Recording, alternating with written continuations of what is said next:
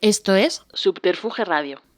Bienvenidas y bienvenidos a una nueva y flamante entrega de Simpatía por la Industria Musical, el podcast propulsado desde Subterfuge Radio, donde apenas suena música, pero es de música de todo lo que se habla.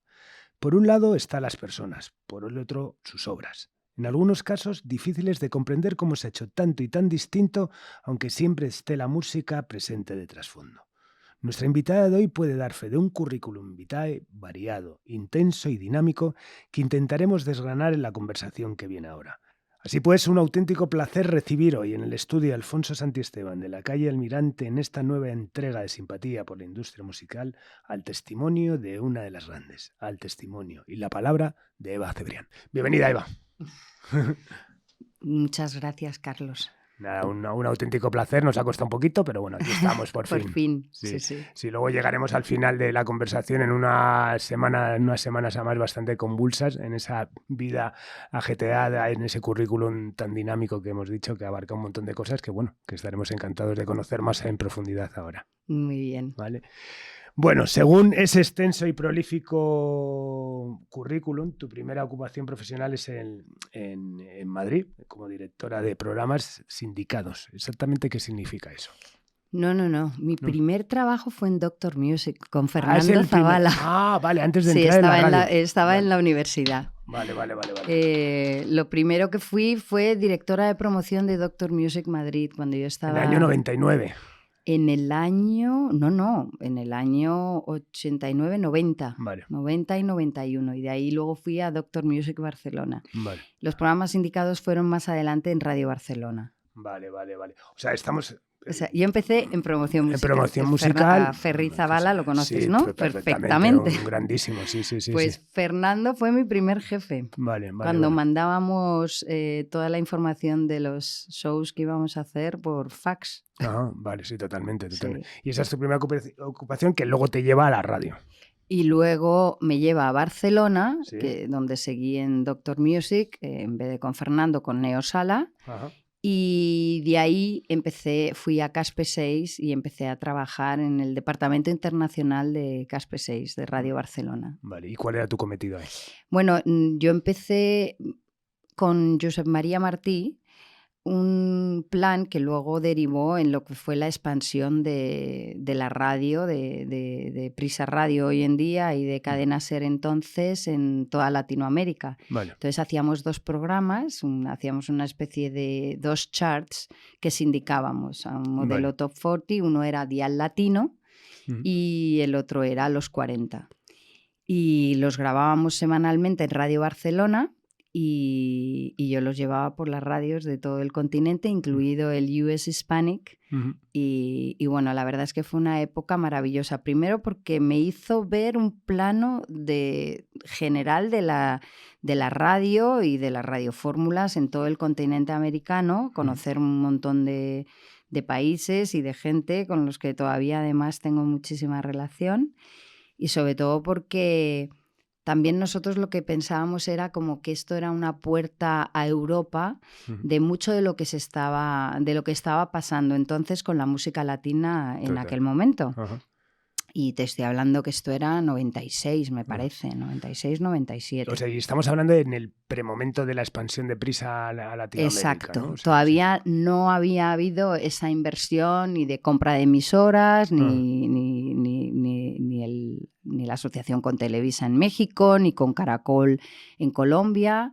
Y luego se empezaron a comprar un montón de emisoras que, como sabes, han conformado todo los 40 allí. Pero bueno, estamos hablando de esos fases. Esas fases previas. No, y esos fases de Doctor Music, que me imagino en esa época también, o sea, toda esa interrelación también con la diferencia horaria tal, sería, bueno, pues complicada. Me imagino también mucho viaje. Sí. La verdad es que sí. Mucho viaje y mucha radio, porque además también lo compaginaba con un grupo de trabajo de la UER, de la Unión Europea de la Radiodifusión, donde he trabajado en dos épocas, cuando he estado en radio y cuando he estado en televisión española también. Bueno. Y bueno, a mí me parece una época fascinante y sobre todo me ayudó a ver un tipo de música, por lo general, que aquí costaba llegar, sobre todo y en concreto con el rock mexicano. O sea, que dio a conocer a gente como Caifán, que estaban en plena explosión. Creo que hay un documental ahora en una plataforma que cuenta toda esta historia y de la mano de Jesús López, que me ayudó muchísimo en México en aquella época. Con el sello Culebra, todo esto fantástico. Exacto, y en Miami, y luego con CBS Radio, que me compró los 2 programas para todas sus radios sindicadas de Estados Unidos. ¿Cuánto tiempo estás con ese proyecto? Pues yo creo que 2 o 3 años, así, hasta que empecé a llevar los 40 en Cataluña. Ajá. Sí. Que es previo a tu llegada a Madrid, ya para hacerte subdirectora. Vale. Para ser ¿Diriges 40 en Cataluña? Sí. De hecho, o sea, empecé en Cataluña y Baleares, y la verdad también fue una época maravillosa. Ajá. Muy bonita. Fue cuando Jaume Baró vino a Madrid. Vale. Y yo, que ya estaba trabajando en Radio Barcelona y estaba, la verdad, muy familiarizada con todas las estaciones musicales, ¿no? Con M80, con Dial y tal, y la verdad, a mí Radio Barcelona ha sido como mi universidad, mi cuna. Mi mentor fue Josep María Martí. Empecé a trabajar en los premios Ondas, o sea que una época, la verdad, muy importante de mi vida, y luego ya empecé como coordinadora de los 40, que venía todos los martes aquí, bueno, a las reuniones de los martes, las míticas reuniones de los martes. Sí. Bueno, y la importancia de Radio Barcelona también, porque en 40 estaba, bueno, yo cuando en esa época, ¿no? Es Pons, Javier Pons con Jaume Barón. Exacto, vale. sí. Y en el 2001 te traen a ti, ¿no? Sí. O te sugieren, te proponen ser... Me traen porque, bueno, pues hay varios movimientos, ¿no? Me acuerdo como que Luis Merino ya se hizo como más jefe, y Pons también, y entonces el director de los 40 fue Jaume Baró, y creo que fue Pons y del CADER los que me llamaron para venir a Madrid, y me encantó, la verdad. Bueno, era un momento de movimientos también internos, hablar de Luis Merino, que asciende a lo que es la división, ¿no? De Gran Vía Musical, todo ese entramado. Sí, no sé si fue exactamente ahí, pero él seguía, quiero decir que también la organización crecía mucho, claro. Y la verdad es que, digamos que las personas que estábamos ahí, pues iban creciendo. Pons había sido director de M80, había sido director de los 40, había lanzado MKGAN en Francia, una radio que tenía el grupo Prisa entonces allí, y luego ya estaba como de jefe máximo de las musicales con Merino. Vale. ¿Y cómo recuerdas a la radio que llegas en ese año? Porque también, bueno, movimientos alrededor en lo que era el grupo, pero también en la propia radio. Es cuando el call-out, de alguna manera, empieza ya a imponerse, ¿no? ¿Qué recuerdas de haber vivido ese momento de las reuniones de los martes, donde la gente podía casi ir a defender sus propuestas, a cuando empieza a cambiar un poco toda esa historia? Bueno, la verdad es que sí, yo asistí, y aparte que bueno, había conocido muchas empresas en mi trabajo con Josep María Martí en la internacionalización de la radio. Había conocido a mucha gente que hacía radio en Estados Unidos y sabía lo que eran los call-outs y el famoso Coleman. Yo la verdad es que todavía llegué un poco previa. Sí. Lo único que yo siempre lo entendí, y me acuerdo que esto lo hablaba a lo mejor mucho con Javier Pons en la época, que me parecía que era una herramienta y que había que saber manejar.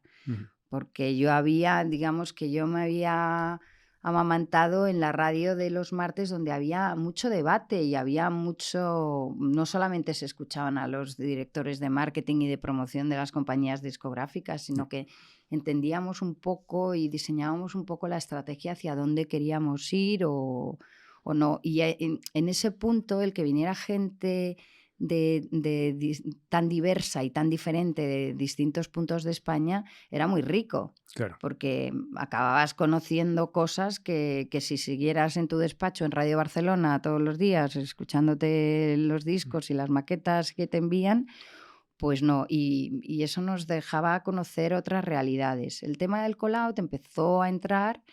Yo nunca he sido muy partidaria, no del call-out en sí, que me parece una buena herramienta, porque todo lo que sea research y todo, que ahora lo hacen las máquinas, me parece bien, pero como todo hay que saber interpretarlo y hay que saber utilizarlo y no dejar que eso te quite la pasión por el, en mi caso, vamos, a mí lo que me gusta es la prescripción musical.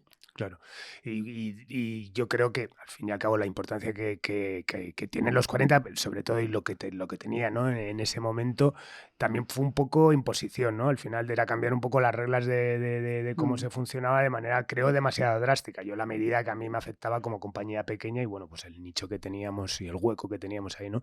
Pero al final fue muy, muy impositivo, ¿no? En el fondo también es muchas veces el debate que se hace sobre, por ejemplo, si la industria no tuvo visión, ¿no? De posicionarse junto a Napster en el momento del boom de Internet y en vez de ver un enemigo, ver un socio, ¿no? Con el que crecer. Puede en el ser. caso de la radio, ¿no crees que de repente hubo como un break ahí como...? Sí, pero yo creo que fue posterior. En mi época y en la época con Pons hicimos cosas muy alucinantes. Hicimos, por ejemplo, la radio de la vaca en los primeros festivales de Doctor Music Festival, y pusimos una antena ahí en el Valle, hicimos un estudio, hacíamos...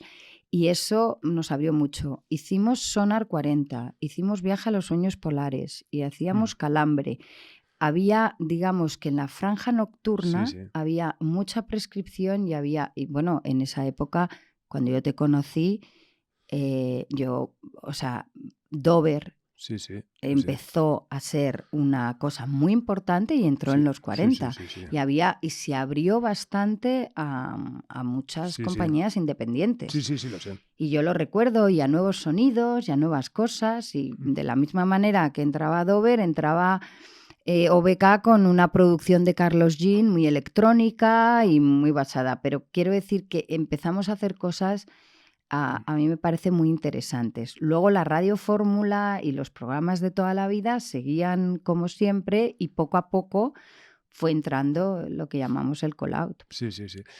Bueno, y aparte, añadiría también eso, por ejemplo, en el caso de Fangoria, ¿no? También, que era un grupo que nos costó al principio decir, oye, que vuelven tal esta propuesta, y bueno, empezaron a sonar en 40 y realmente volvieron a explotar. Pero empezaron a sonar porque respondían a que 40 no estaba ciego con la cultura popular, porque Fangoria ya estaba en la calle. Sí. Más tarde, hace 4 o 5 años, pasó lo mismo con otros grupos como Love of Lesbian o Vetusta Morla. O sea, de repente había una realidad paralela en la que un montón de grupos españoles estaban triunfando en todos los festivales y no tenían ninguna radio. No los 40, Ninguna. Bueno, luego se queda Jaume Barós, que es el que apuesta claramente por el call-out, que le fue muy bien, que de hecho en sus nuevas aventuras radiofónicas también le funciona, ¿no? Bueno, en el 2001 también das un salto y te vas a Prisacom, ¿no? En el momento, además, ese momento embrionario, el .com, convivir, bueno, ya había pasado ese boom un poco extraño. Ahí viene, o sea, después de Martí y Pons, viene otra persona indudable para mí, que es Mario Tascón. Mario Tascón, que es el dueño de Prodigioso Volcán, que es un gurú, es un tipo que entra en Prisa y viene con 22 personas que son los que hacían, El País se dio cuenta que digitalmente estaba perdiendo, y el grupo contrató a Mario Tascón y a otros cuantos y se crea Prisacom, que la verdad también fue una época, a mí me hicieron directora de ocio y entretenimiento, y la verdad fue muy bonito porque creé los40.com, pero también creé un portal de porno y otro de juego, o sea, porque era ocio y entretenimiento. Claro. Entonces teníamos... Y Mario, que es otro visionario, muy buen jefe, muy buen mentor, al cual adoro también, me vino y me dijo, oye, yo quiero, porque todo el tema de la música, en ese momento la música digital solo era piratería, solo estaba considerado como piratería. Y no existían ni siquiera buenos modelos de e-commerce para nada, no solo en la música.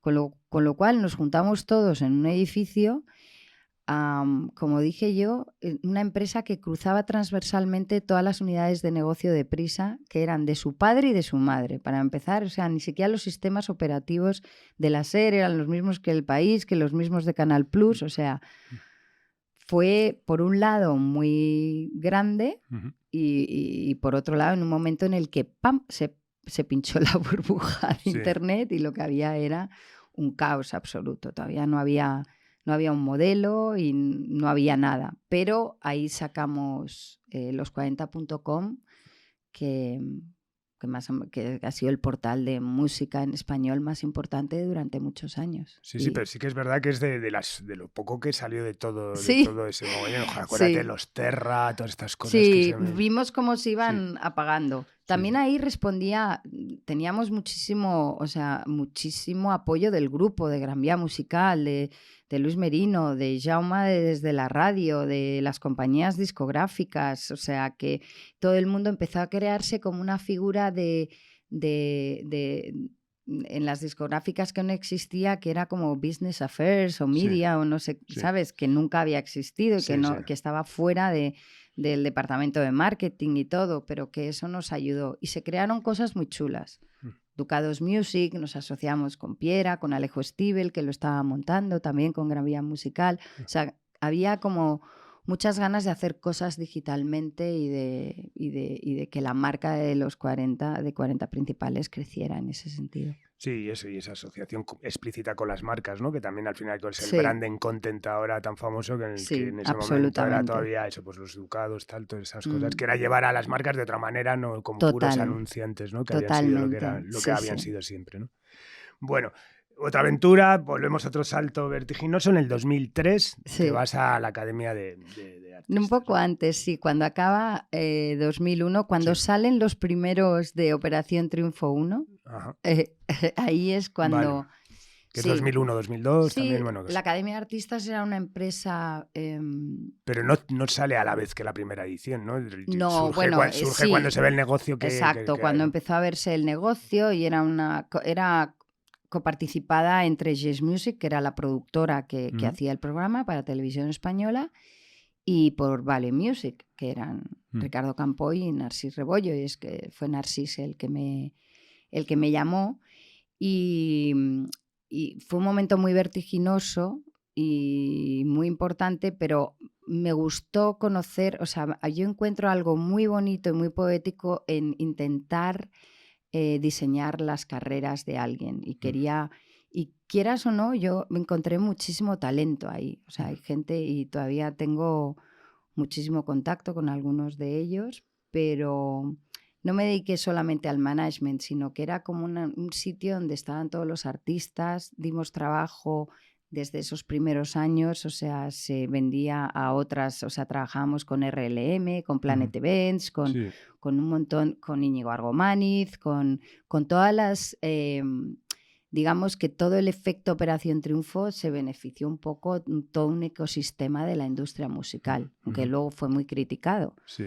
Ricardo Campoy lo explicó muy bien, que dijo que llega un momento que hay que repartir con todas las compañías, a RCA se le da, por ejemplo, rosa y tal, a todos menos a blanco y negro. O sea, lo dejó. Eso sí, lo dejó clarísimo. Era la línea roja que no se podía traspasar. Y bueno, fue una aventura, me imagino que eso, bueno, dices que todavía tienes contacto con ellos ahora. Pues el paso de la historia, ¿no? Te hace mirar para atrás y de repente, claro, en ese momento que quisieras o no, te sabías de memoria el nombre de todos los que estaban dentro de la academia. Luego, con la perspectiva del tiempo, ya llega un día que dices, ostras, joder, claro, este otro, tal. Sí, claro. Me imagino que, bueno, que tuvo un complemento romántico y de acceso a tanto talento especial, pero también me imagino un rollo psicológico también fuerte, ¿no? O sea, sí, y luego también mucha contradicción, porque digamos que también me pasó, hubo un momento en la radio que esto no se lo contaba a nadie, que Pons me dijo que quería que dirigiera Dial. Y yo creo que por estupidez y por juventud dije que no, porque yo no me sentía o sea, tampoco es que la música de 40 nunca ha sido mi gusto. Yo, o sea, he trabajado para los oyentes. Claro. Hoy desde los40.com igual. Pero a mí me costaba mucho manejarme ¿sabes? Con cosas. Y pensé lo mismo al principio con Operación Triunfo, ¿no? Lo que pasa es que, mira, luego encontré ahí mucho talento y mucha gente que me gustaba, pero tenía un poco de contradicción con mi propia tendencia musical, que en realidad, lo estoy diciendo poéticamente, pero es una mierda porque son prejuicios. Total, sí. Y son prejuicios. Sí. Entonces... parte de haber hecho tantas cosas me ha hecho conocer muchos tipos de música. También me pasaba, yo aquí era la banderada de los mexicanos, de lo latino, de no sé qué, cuando no era como ahora. Ujú. Y en el fondo es que hay que conocer todo para poder hablar de ello. Y los prejuicios son mamonadas. Totalmente. Si te lo dice alguien que ha tenido muchos prejuicios, sobre todo desde el punto de vista también a nivel de compañía, de cosas que eran como no, es que ni lo escucho esto, tal, Sí. que sí que es verdad. Y luego, bueno, acabaremos con tu nuevo cometido con el mundo de los Grammys latinos, con el mundo latino, que eso sí que es algo que desde luego, bueno, se ha demostrado con el tiempo, ¿no? Que es Sí. algo que teníamos muchísimos prejuicios aquí en España como para Sí. mirar hacia allí, ¿no? Y de repente lo que se ha convertido, ¿no? Sí. Me gusta mucho la reflexión que has hecho. Bueno, en el 2005 espero que esta vez sí acierten en los Televisión años. española. ¿Te independizas? No. No, yo... bueno, sí, claro. Bueno, llevé a Bisbal, Vale, exacto. vale. Monté una... O sea, montas Nablas. sí, Vale. management. Lo que hice fue que cuando decidieron tanto... Sí. Vale Music en aquel momento se vendió a Universal. Vale, ya se hace el... Entonces, Yes Music, por otro lado, o sea, la Academia de Artistas se quedó como descolgada. Y entonces, pues ahí David me pidió que me quedara con él, porque realmente el potencial que tenía David Bisbal como artista en aquella época, cuando yo estaba con él, era un objetivo de Universal y era uno de los activos por los que yo creo que Jesús López compró Vale. Fuimos a Japón, hizo un dueto en Alemania, no te quiero contar, en el mercado latino, giras por Estados Unidos y por Latinoamérica, y era un momento de explosión y de crecimiento. Entonces yo, aunque hubo un momento en que había 56 artistas, a quien yo creo que le dedicaba más atención era a la persona con más proyección, que además justo ayer le hicieron hijo predilecto de Andalucía. En mi época le dieron la medalla, también un 28 de febrero. Y entonces empecé a trabajar con David, también sobre todo para su carrera internacional. O sea, David funcionaba fenomenal aquí, todo se hacía muy bien y siempre ha sido un artista que ha tenido una inmensa conexión con el público y estuve trabajando con él hasta que Pons me llama para Televisión Española. Qué bueno. Bueno, yendo a lo de Bisbal, la verdad es que bueno, ha sido el artista que ha salido de todo esto, bueno, que incluso no ganó, ¿no? La edición. No, los segundos fueron verdad... él y Manuel Carrasco, con el que también trabajé mucho y muy a gusto y bueno, a mí me parece que sí, que han sido como lo más importante que ha dado. Aunque a mí me gusta decir que Operación Triunfo ha dado a las primeras expulsadas que me encantan, Nena Da Conte, a Mai actual Menezes, artista de esta casa. que a mí me pareció desde el día que entró en la Academia de Artistas y me enseñó una cinta con sus canciones, un talento increíble. Me gustaba mucho Manuel y Vega de la segunda edición. Vega también me ha parecido un artista muy interesante, pero Mai quizás. Y aunque yo no estuviera, creo que esta, ¿cómo se llama? Mimi, la de 2017, Lola Índigo, me parece también que fue la primera expulsada. Otros grandes ejemplos de a ver quién ha triunfado y quién no. Sí. Bueno, y vamos a ese momento donde Pons te llama para ir a Televisión Española. Sí. En 2007, ¿no? Apasionante. Qué bueno, ¿no? A la gestión, análisis, selección y creación de programas para Televisión Española. Bueno, cuéntanos esa etapa porque aparte abarcas todo, ¿no? Infantiles, tal, o sea. Sí, lleva todo. La verdad es que todo. O sea, desde los lunes hasta la misa de los domingos, ¿no? Bueno, fue un trabajo apasionante y aprendí muchísimo. También fue un momento en que se hizo mucha ficción en Televisión Española, con La Señora, con Águila Roja, con un montón de nuevas series. Y luego también, hacía mucho tiempo, ya no estaba Operación Triunfo en Televisión Española. Pons me dijo, tenemos que hacer algo con la música y atacamos 3 frentes. Uno, había que revitalizar la marca Eurovisión y acabé con Chiquilicuatre en Belgrado.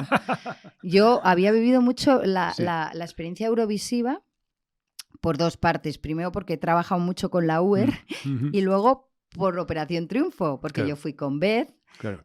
Fui con Ramón, o sea que yo conocía a través de la Operación Triunfo todo el manejo de Eurovisivo y el macromundo, mejor dicho, que se crea alrededor. Y entonces, junto con RTV.es, hicimos un concurso popular, no sé qué, y lo dimos toda la fuerza al pueblo para que votara y bueno, de hecho ahí pasaron, o sea, el anecdotario es extensísimo. Llamé a Rafaela Carrà para la semifinal, estaba la Casa Azul, los eurofans decían que como me gustaba mucho Guille, que iba a ganar oye, perdona, esa canción, o sea, la revolución sexual. Vamos, a día de hoy sigue siendo. A día de hoy, sí, ¿qué es? Sí. O sea, eso fue para ir a Eurovisión. Total. Y se lo hablas con Luis Calvo, o con quien quieras. Sí. Y ahí Total. me acuerdo que esa noche también hasta la gente del Sonar mandó una pajarraca. Bueno, fue increíble. Hice que se pelearon Chiquilicuatre y Uribarri, hice una reconciliación con ellos, pero bueno, la marca Eurovisiva hizo pum. Y luego hicimos un programa que se llamaba No disparen al pianista. Fantástico, sí.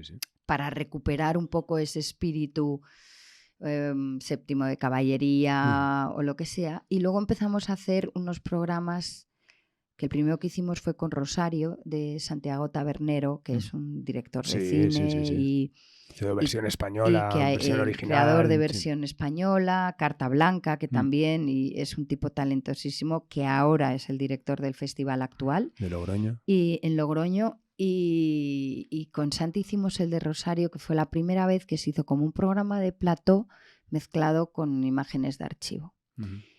Y bueno, en todo, en ficción, en entretenimiento, Qué bueno. Me encantó. Qué bueno. Y fuiste de las primeras en remover el archivo, que ahora es mucho. Gran parte Exacto.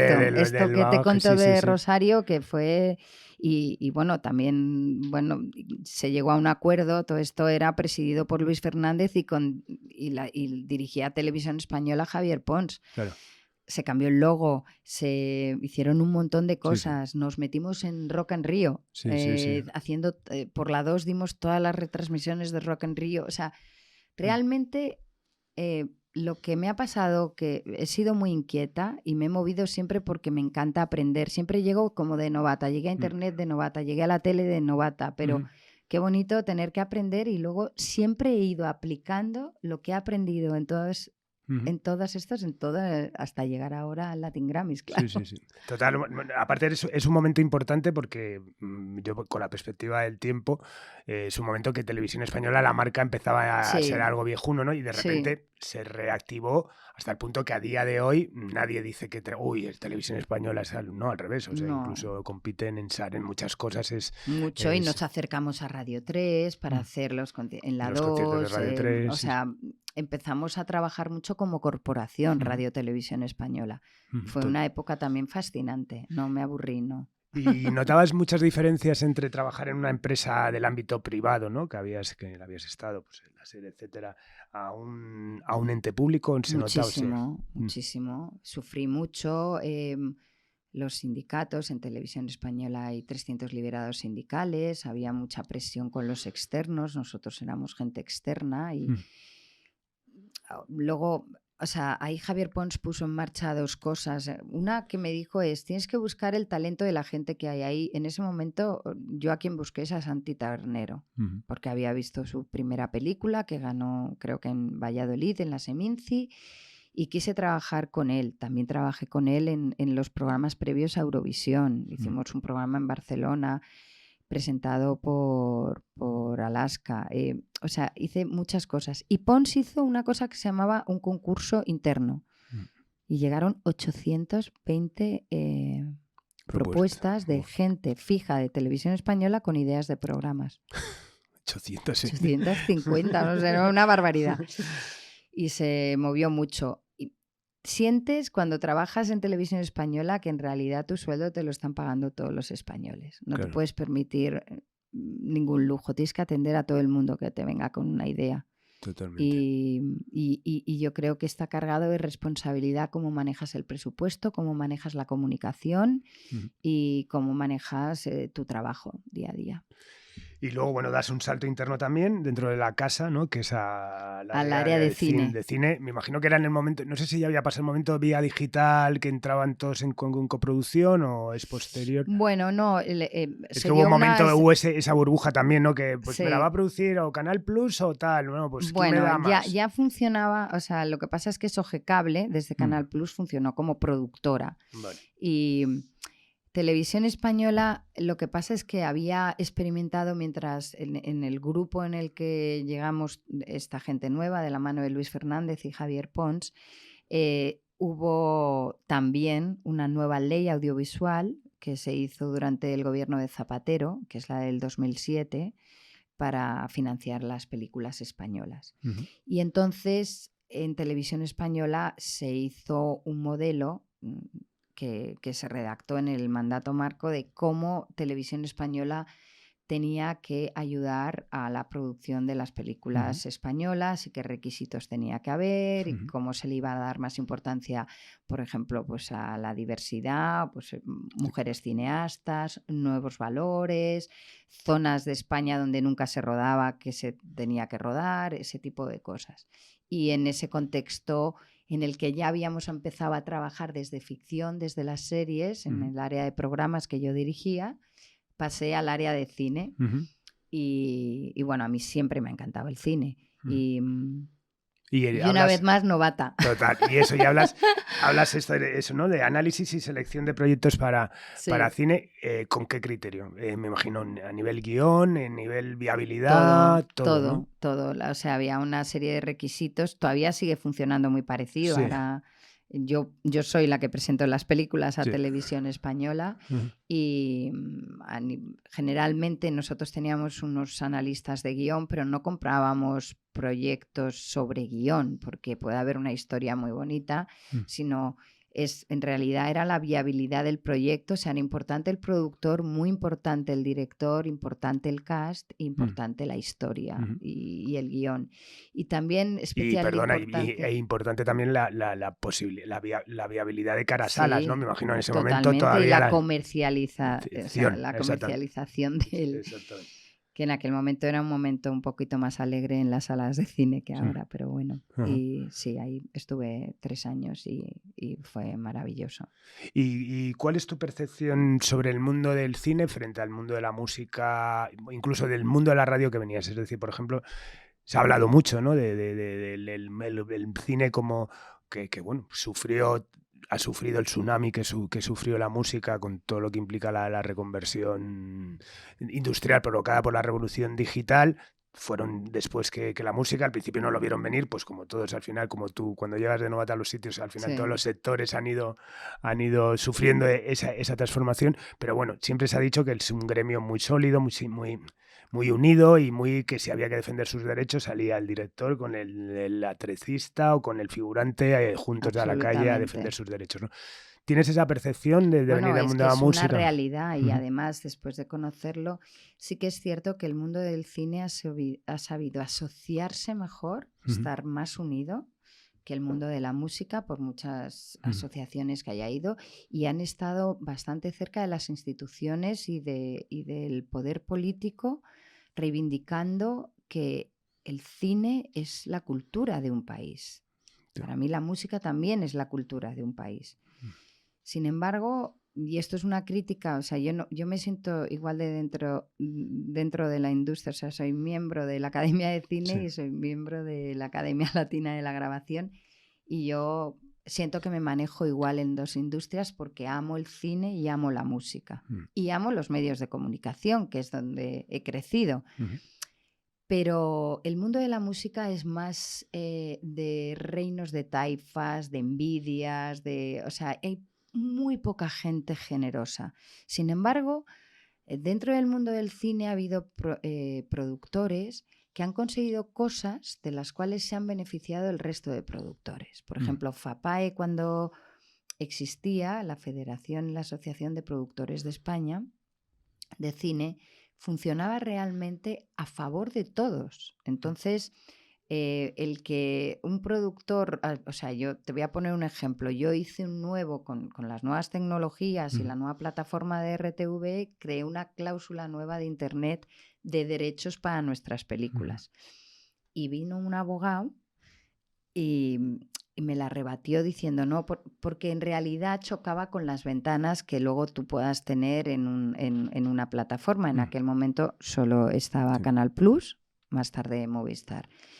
Pues eso se extendió como la pólvora y el cambio de esa cláusula benefició a todos los productores. No a uno sí, o sea, y aquí, sin embargo, en la música no tienen esa capacidad de asociación, de luchar por sus intereses, de reivindicar la música como una parte de la cultura popular y de la cultura de un país, que un país se cuenta por la cultura que tiene. Totalmente.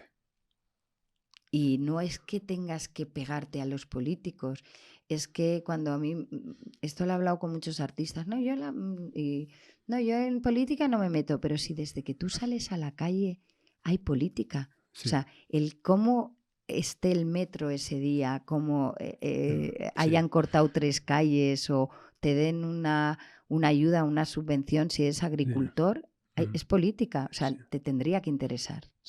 Sí, yo creo que incluso lo amplificaría más a los músicos en concreto. No es política, no es mojarse con sus compañeros, no es mojarse en su momento con el momento de la piratería, no es mojarse en el sentido de decir, oye, tengo ven a una Candela Peña pidiendo trabajo, sin, ¿sabes? Caretas fuera, tal, esto, ¿no? En el mundo de la música es como más, tienen, no sé, igual más complejos o venimos, me incluyo, por supuesto, de un momento donde todo iba muy bien y todas las multinacionales ganaban muchísimo dinero y todos los artistas ganaban mucho dinero y todo el mundo tal esto, ¿no? Que quizás no hemos sabido asimilar ese cambio. No se ha sabido jamás adaptar a los cambios, ¿no? Y esto yo creo que es una tarea pendiente del mundo de la música.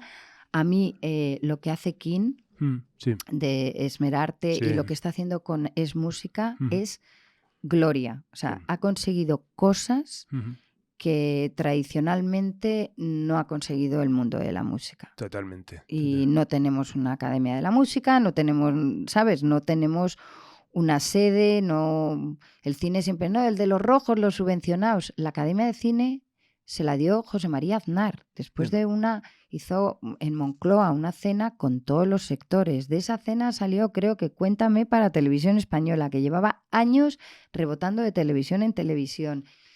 En fin, es que este tema daría para mucho, pero que sepas que estoy de acuerdo contigo 100% y que, o sea, creo que tendría que aprender mucho la industria de la música de la industria del cine en cómo se maneja en esto.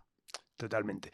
Bueno, en junio del 2013, aquí ya me tira a la piscina de un mes incluido, haces directora general y cofundadora de On Demand, ¿no? Sí. Vale. Empresa dedicada a la comunicación audiovisual para España y para México. Sí. ¿Cuál era el fin de On Demand? On Demand es que cuando yo salgo de Televisión Española me llama pues Javier Pons, que llama... Vale. que ha sido como una constante en mi vida. Sí. Ahora está en Mediapro y no trabajamos juntos, pero me llama Javier Pons porque él montó una consultoría, nosotros empezamos a trabajar mucho con México y empezamos a trabajar pues intentando mover formatos de televisión, grabamos allí series, etcétera, etcétera, y muy cercanos a la TV Azteca en aquel momento. Y entonces yo que seguía, paralelamente a On Demand estaba trabajando aquí con Julia Gómez Cora en Stage, porque querían hacer la división de musicales originales. Es decir, Julia es una persona que se inventó, como digo yo, el Broadway madrileño, pero siempre trayendo franquicias. Y ella tenía, y creo que sigue teniendo desde la productora que tiene ahora, pues la intención de hacer musicales originales, que en España se habían hecho el de Mecano y poco más, exitosos. Y que además fueran franquiciables al resto del mundo, ¿no? Y eso era una parte de lo que hacía On Demand, era una empresa consultora en la cual hacíamos creación de contenidos, consultoría para radios, hicimos una consultoría para Kiss, luego también para la televisión de Kiss. Javier siguió allí durante más tiempo. Stage, y yo me hice consejera de Social Noise, que era también empezaban como con fuerza todo el tema de las redes sociales y fue una época otra vez muy bonita de trabajar en muchas cosas, pero desde tu propia compañía. Y hoy sí, por lo que veo, o sea, en un amplio espectro, no solamente comunicación, ¿no? Sino, por ejemplo... hacíamos comunicación, contenidos y consultoría, sí. Claro. Y que, por ejemplo, ¿con qué musicales trabajasteis? Porque eran esos primeros, ¿no? Bueno, de ahí, luego Julia siguió, luego es que yo me llamaron de la radio, me fui para la radio y lo dejé, pero no se llegó a estrenar nada de lo que trabajamos, pero trabajamos uno muy bonito con Javier Limón, con la historia de Anita Delgado, la princesa de Capurtala. Empezamos a trabajar una idea con Jorge Drexler, empezamos a trabajar con Jordi Galceran, que solo continuó Julia, con uno de Serrat, con todas las canciones de Serrat, que de hecho está, y cuando iba a estrenarse llegó la pandemia. O sea que... Sí, bueno, de todas formas también hay una reflexión, ¿no? Porque bueno, realmente de los musicales, lo poco que sé, y tengo que reconocer lo poco que me gustan, pero bueno, sé que por ejemplo funcionó el de Hoy no me puedo levantar, fue un éxito tal, pero luego incluso, ¿no? El de Sabina, que es un tío con tal, esto pues costó, ¿no? Al final... Sí, porque realmente, o sea, lo bueno de trabajar en una multinacional como Stage es que Julia y yo trabajábamos con una mujer que estaba haciendo el de Tina Turner en Londres y que estaba yendo a ver a Tina y conocer un poco cómo se hacen aquí, los hemos hecho un poco como, a ver, ¿sabes? Como, y realmente el teatro musical, que yo era una persona que tenía también demasiados prejuicios, no es que a mí no me gusta, ¿cuánta gente me dice no me gusta? No, lo que no me gustan son los que están mal hechos. Pero cuando ves, fíjate que U2, o sea, dijo, pues hicieron el de Spider-Man en Broadway, no funcionó. El de Sting, que era sobre un barco, se hundió. No es tan fácil. No. No es tan fácil. Sin embargo, yo creo que Elton John, lo que más le ha hecho ganar dinero en su vida es Lion King, o sea, El Rey León. Claro. El Rey León es una franquicia que le ha dado más dinero a Disney, o sea, está como marca de entretenimiento por encima de Avatar. Qué fuerte. Y está en todos los países, ¿no? Está en todos los países, pero aquí está desde el 2011, ¿eh? Estamos en el 2023. Sí.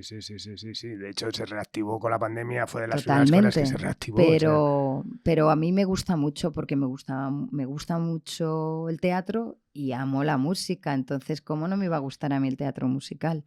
Y es apasionante porque además es una forma de trabajo totalmente diferente a todo, porque es todo el mundo se somete a la obra en sí. Entonces ahí no manda más el director que el que es el director musical, que el arreglista, que el que ha escrito el libreto. Todo el mundo está a favor de la obra y es un trabajo coral y de muchísima gente, muchísimos compositores, o sea, no es una obra individual. Sí. No, yo aunque no lo digo como crítica, o sea, el que no me gusten igual hay cosas en la vida como la poesía que me cuesta mucho, ¿no? De disfrutarla, pero sí que, bueno, todo lo que sea hacer apología de la música, pues todos mis respetos y, por ejemplo, me encanta cuando voy al Rastro los domingos ahora ver la cola para ver La Historia Interminable, que al final esa comunión, ¿no? Familiar, donde padres y hijos van a ver un espectáculo en común, me parece fantástico. Pero te diré que el último que fui el de ver el de Michael Jackson y fui con mi hijo, con Carlos, que tiene 11 años, que le decía a Carlos, es que a mí no me gustan los musicales, que sí, que te va a encantar, que tal. Y salimos y dijo, papá, no nos gustan los musicales. Y digo, vale. Pues no nos gustan los musicales. Bueno, que totalmente, pero bueno, exactamente, llegará ese musical que nos o Hamilton es una maravilla. Total, sí. Bueno, en octubre te vuelves a la radio, ¿no? Como directora de cadenas musicales. Sí. ¿Vale? También un momento muy, muy peculiar de la radio, ¿no? De reconversión absoluta, ¿no? Ya como control y gestión de lo que es 40, Dial, Máxima. Sí, vuelvo a casa. ¿Vuelves a casa? Como me gusta. Bueno, me encanta. Esta vez ya no como novata, sino con un montón de experiencia en la espalda, pero bueno, sí, pero sí con la el planteamiento de que, bueno, eran nuevos tiempos, ¿no? Para la radio. Bueno, ¿no? la marca, en aquel momento, cuando a mí me llaman la marca de 40, de hecho cayó lo de principales, o sea, ya nos quedamos con los 40, o sea, hubo un cambio de logo, un cambio de... Hubo otra vez una gran transformación. Sí. Entonces, esto tenía mucho que ver con el aniversario. Entonces, venía el 50 aniversario de los 40 y yo creía que en vez de hacer una gran fiesta, que era lo que se estaba planteando en el 2016, lo que había que ver es dónde queríamos estar en los próximos 10 años y que había que revisitar dónde estaban los 40, dónde estaban nuestros... Entonces hubo muchísimo análisis, trabajamos con una empresa maravillosa en decir qué es lo que queríamos ser, hubo mucho debate, yo entré y me quedé con todo el equipo que había entonces, que muchos siguen ahora en la radio, porque me decían, no, pues pon a otro director de 40, otro director de dial, y yo, no, pero si aquí lo que tenemos que hacer es que tiene que haber un cambio de chip. Entonces, y luego también tenía que haber un plan de transformación digital importante. Entonces me traje al que era el director de RTV.es, lo traje pues para hacer una nueva aplicación de los 40, una nueva web y trabajar también en lo que nosotros pensábamos que en aquel momento yo tenía visto el tema del consumo del vídeo a través de Playground, que es que sabes que conozco a Isaac y que me encantaba y que yo veía que la gente en el metro o en los trayectos estaban consumiendo y yo pensaba que nosotros teníamos que hacer dos cosas, hacer una transformación digital, hacer un plan audiovisual para los 40 y recuperar la credibilidad como medio prescriptor y acercarnos pues a una serie de cosas. Entonces, toda la celebración de los 50 años fue en función de pues hacer un básico de Fangoria, por ejemplo, otro de Bunbury, otro de Dani Martín igual y otro de Love of Lesbian. Entonces empezamos y meternos un poco también en los festivales que no estábamos. Y luego yo observé que Spotify y todas las plataformas no eran nuestra competencia, sino que tenían que ser nuestros aliados. Total. Que teníamos que hacer cosas específicas con Apple Music, cosas específicas con Spotify y luego pues que en realidad dicen que mucho algoritmo y mucha tal, pero yo vi que todo lo que estaba pasando con la música latina, había una persona que trabajaba, que se llama Rocío Guerrero, que trabajaba en Spotify, que fue la creadora de la primera lista dentro de Spotify que se llamaba Viva Latino y que es donde empezó a recalar todo este movimiento urbano, reggaetonero. Y una vez más, ¿sabes? Son las personas y son las ganas de hacer que dices, no, es que de repente empezó a crecer, se fue comiendo género a género dentro de la plataforma, el latino se comió al hip hop, se comió y mirad hoy en día dónde estamos, ¿no? Sí.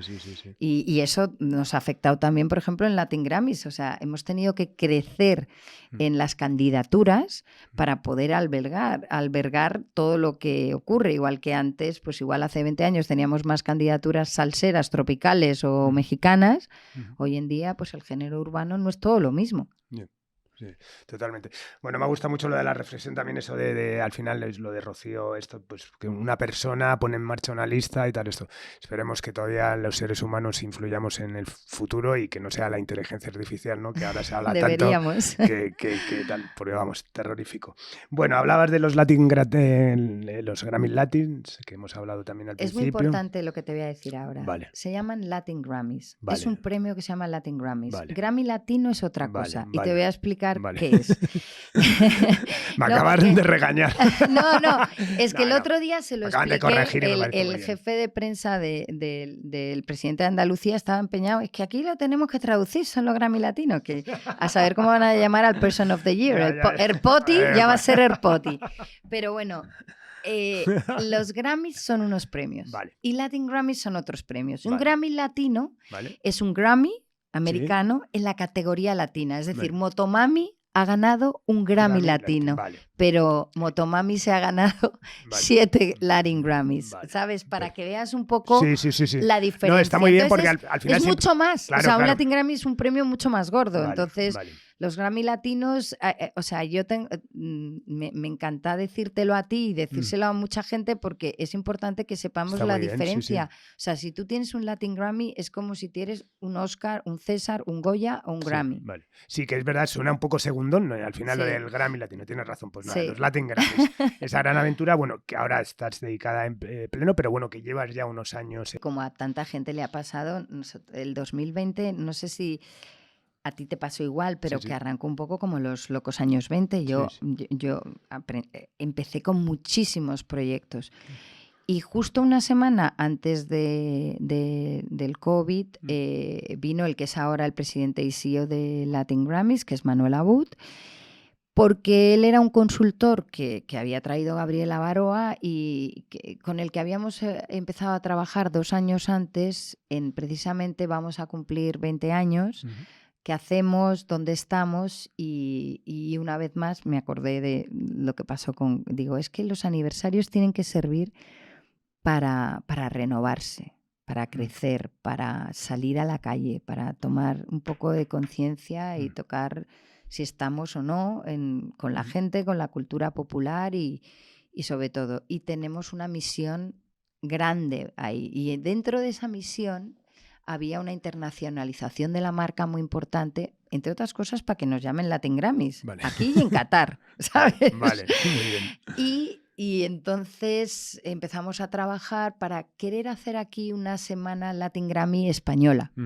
Entonces, la Academia Latina de la Grabación son muchas cosas, no solo esa gala, porque son, creo que alrededor de 53 categorías, solamente entre 8 y 10 se entregan en la gala televisada y sin embargo hay 17 actuaciones, con lo cual se convierte en un gran concierto. O sea, aunque dure 3 horas, es una maravilla, porque lo que estás viendo es un show muy potente en el cual se entregan 9 premios, los 9 premios más importantes. Entre ellos el de Mejor Nuevo Artista, que para mí eso que siga siendo tan importante porque prácticamente todos los que luego vienen ganándose Grammys han sido alguna vez nominados o ganadores de Nuevo Artista. Pero durante esa semana se dan unos premios especiales, se homenajea a alguien con un Person of the Year, se hace algo con el Círculo de Productores Ingenieros y se hace también con una cosa que llamamos Leading Ladies, que es un evento para mujeres que han estado dentro de la industria y que de una manera u otra no se ganarían un Grammy. También en los premios especiales, que este año también se lo hemos dado a Rosario, que decía, pero esto no me va a hacer vieja. Y digo, no. Digo, los Grammys, los Latin Grammys, tienen 23 años. O sea, esta edición que vamos a hacer en Andalucía es la 24. Cuando estabas en el hype de tu carrera, no existían. Igual hubieras salido como Rosalía o Drexler ahora a manos llenas, o como Alejandro Sanz, o como con Juanes. Ha habido artistas que cuando el Latin Grammys estaba creciendo, ellos estaban en el mejor momento de su carrera y esto ha servido para auparles y para reconocerles un trabajo. Y hay muchos que cuando todo esto sucedía, no tal, que se les pueda premiar ahora y que haya una serie de premios que podamos dar, es una maravilla. Entonces, teníamos esta intención de venir, hicimos un primer paso en Madrid, nos pilló la pandemia, queríamos hacer un Leading Ladies aquí, queríamos hacer un montón de cosas que se vieron truncadas. Luego la primera gala que hicimos sin público, ya decidimos que íbamos a hacer cosas especiales y se hizo Nati Peluso y Fito Páez desde un rooftop en Buenos Aires, se hizo a Cristian Nodal desde Guadalajara, México. O sea, se hizo por primera vez para la gala pre-tapes y nosotros hicimos desde la Plaza de España a José Luis Perales. Entonces, por primera vez en la gala se conectaba con los países, digamos, más importantes para la Academia Latina y para la membresía. ¿Y cuál es el gran reto para los Latin Grammys en España? Podemos hablar de, por ejemplo, la diferencia horaria, que es lo más fácil de al final hacer esa reflexión y que, bueno, hemos hablado un poco antes fuera de micrófono. Es realmente posicionar al final unos premios muy arraigados al continente, evidentemente somos el origen de todo, pero bueno, al continente tal eso. ¿Cuál es el gran reto, tú crees, con los Grammy latinos? Latin Grammy, perdón. Te va a costar el Latin Grammy. De verdad que Mira, no. Hay una cosa importante, o sea, si esto está pasando después de 23 años, es porque la persona que está pilotando la academia o es un loco o es un valiente. Yo, ya sea en la SER, en los 40, en la tele, o sea, odio cuando llegas a una organización y te dicen nosotros siempre, nosotros nunca, nosotros... Y Manuel también es un hombre, es un tipo que viene de la tele. O sea, ahora mismo hay bastante gente dentro del staff, del suite de Latin Grammys que viene del entretenimiento, que viene de la televisión. Bien. Y entonces tenemos unos códigos en los cuales nos gusta hacer este tipo de cosas. O sea, sin la valentía de Manuel, o sea, vale que yo he empujado, que la Junta ha sido el compañero de viaje idóneo para que económicamente una organización sin ánimo de lucro como Latin Grammys pueda venir aquí y decirle a toda su membresía, mira, es que ahora en vez de viajar a Las Vegas vas a viajar a Málaga, a Sevilla, a Granada, donde sea. Pues realmente es un paso muy importante. Pero lo más importante es que nosotros no podemos recortar Latin Grammy Week o las cosas que hacemos en Estados Unidos y meterlas en Andalucía. O sea, nosotros damos los premios especiales a las 10:30 de la mañana. Nosotros empezamos la Premier, que son los premios que todos esos 40 y tantas categorías que se dan, que es muy importante y aunque no está en el telecast, se da online, a la 1, ¿sabes? O sea, entonces, más que un cambio de horario, es un cambio de paradigma. Es un cambio, no es solamente un cambio de escenario, va a ser una manera de que vamos a celebrar y vamos a sacar a la calle los Latin Grammys, porque España también es la calle. O sea, en Las Vegas no vamos a salir, estamos dentro de un sitio y con unos harinas impresionantes y unos venues de la leche, pero es el desierto. ¿Quién quiere tomar el desierto? Ahora, tómate las calles de Sevilla o de Málaga. Totalmente. ¿No? Sí. Entonces habrá muchos cambios y Manuel en eso lo tiene clarísimo y me dice, Eva, es que no podemos replicar nuestro modelo. Esto es un cambio de paradigma total y entonces va a ser muy interesante por eso. Qué bueno. Pues nada, toda la suerte del mundo, ahí estaremos porque es la gran oportunidad para asistir a esos premios. Una vez, una edición coincidí, que fui de viaje a Estados Unidos, a Los Ángeles, y coincidí con la entrega en un hotel, además estábamos a la del Fillmore y tal, y pude ver desde fuera todo tal y me pareció algo alucinante, así que nada, este año no tengo ninguna excusa de asistir a los Latin Grammy. Nada, por último, apuntar también que sigues también tienes una productora que es Eva Films, ¿no? Que es un proyecto que me parece fantástico, dedicada a la producción audiovisual. Sí, vale. Sí. ¿Y algún proyecto confesable ahora mismo con Eva Films? Bueno, sí, ahora, estoy desarrollando varios, o sea, estoy con 3 películas, una serie, ahora hay un proyecto que estoy desarrollando. Acabo de terminar de rodar una película en República Dominicana, que es una adaptación de una obra de teatro que se llama La ternura, de Alfredo Sanzol, que es una maravilla.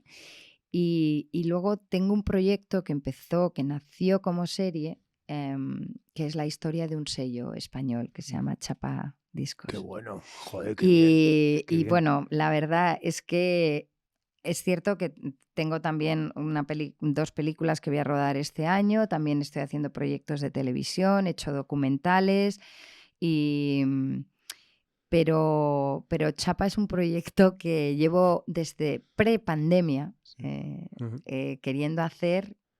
Habíamos pensado en hacer una serie y ahora hemos decidido convertirlo en película y tenemos ahora mismo entre manos un guión maravilloso. Película ficción. Es una película de ficción. Qué bueno, sí. Qué bueno. Y claro, y es para retratar además toda una época de... No, claro. Sí, es como... No, pues nada, me encanta porque... Bueno, y espero que oigas hablar de ello, pero con cine ojalá. Y con series el tema no es como en televisión, que es más inmediato. Los tiempos de desarrollo, de inversión en los proyectos son larguísimos, pero valen la pena. De todas formas, un apunte, si pones el foco sobre la historia de Chapa, que sabes que hay historias maravillosas. Una de ellas, por ejemplo, la historia de Hispavox, que también tiene Sí. para más de una película. También. Oye, pues nada, muchísimas gracias, la verdad. Pues es increíble todo lo que has hecho, todo lo que queda, por lo instantáneamente joven que eres todavía. Eso te lo agradezco. De algo que te sientas de todo esto especialmente orgullosa, si pudieses destacar algo, o si merece la pena, o si estás orgullosa de toda tu carrera, que desde luego es para estarlo. Mira, a mí de lo que me siento más orgullosa es de poder ganarme la vida con lo que me gusta. Uh-huh. Hay una cosa que decía Joaquín Luqui, que yo como cuando era joven me gustaba como The Church y The Cure, y entonces Luqui no me gustaba. Luego cuando he tenido la ocasión de trabajar con él, otra vez vuelve lo de los prejuicios, decía, para trabajar en esto se tienen que dar, ¿sabes?, dos situaciones, un amor inmenso por la música y un amor inmenso por la radio. Si tienes esas dos cosas, totalmente, ya está. Y yo lo que intento, o sea, de lo que me siento orgullosa es que yo hago un proyecto, hago una película o ahora esto de Latin Grammys, que ya insisto que no es profit porque es una organización non-profit, pero la pasión es lo que me mueve. Yo creo que la alegría que me va a dar traer a nuestro país y traer a Andalucía, no es que me sienta orgullosa de lo que yo haga, me siento orgullosa de los cambios, de lo que he aprendido y de tener la edad que tengo y seguir apasionada y con ganas de hacer cosas y de ir a conciertos y de que se muevan cosas y de que cambien. Qué bien, pues por muchos años.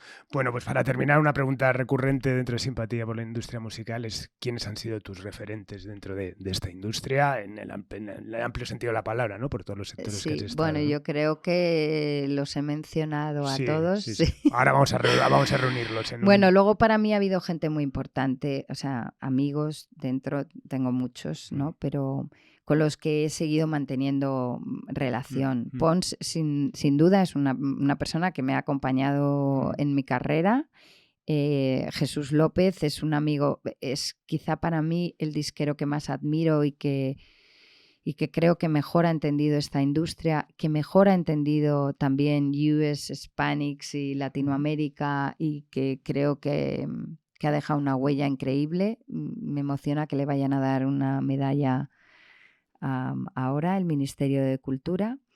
En el plano, luego hay gente de promoción, ¿no? Pues a mí me gustaba el Mario Vaquerizo que venía a que le pusiera Fangoria cuando... Sí. ¿Sabes? Cuando iba con la carpeta de Subterfuge. Cuando iba con la carpeta de Subterfuge, que iba con Fangoria, iba con Dover, iba con... Este ha sido también... y Ochaíta, es Sandro D'Angeli, Nacho Reglero, Luqui... Qué bueno. Todos con los que he trabajado y muchas mujeres que no se han visto, ¿sabes? Por ejemplo, Sira Fernández, que tuve la suerte de trabajar con ella en 40. Y hay mucha gente. Me gusta mucho, no es que sea un referente, pero es gente que admiro, ¿no? Por ejemplo, Blanca. Sí. Bueno, afortunadamente muchos de ellos ya han sido invitados aquí. Sí, o sea, todos. Que tener No, su testimonio. han pasado todos, sí. Casi. Y la verdad es que sí. Y luego, pues, en realidad maestros de la radio, ¿no? Como José María Martí. También. Pues nada, muchísimas gracias. La verdad es que ha sido un placerazo de los buenos. O sea, que de verdad prometo decir siempre Latin Grammy, prometo estar allí. No, pero yo lo que quiero es que me ayudes. No, me parece muy bien, es que por eso te voy a ayudar, lo voy a difundir, o sea, pienso corregir a la gente. Es como para un artista ganar, o sea, no es por nada, pero para que sepamos, un Grammy Latino se da en la premier de los Grammys, no es televisado, no es un premio importante dentro de los Grammys. Vale. Un Latin Grammy lo ven 200 millones de personas cuando te lo están dando, ¿sabes? Y no es una categoría, es un premio. Toma. Muy bien, pues así lo veremos. Pues nada, lo dicho, muchísimas gracias. Despedimos esta nueva entrega de Simpatía por la Industria Musical, emitiendo desde el estudio Alfonso Santisteban de la calle Almirante, bajo la auspicia de la plataforma de podcasting Subterfuge Radio y con Laura Rodríguez a los mandos técnicos. Y nos vamos con El Chico de Oro de Maryland. Adiós. Has escuchado Simpatía por la Industria Musical, un podcast producido por Subterfuge Radio.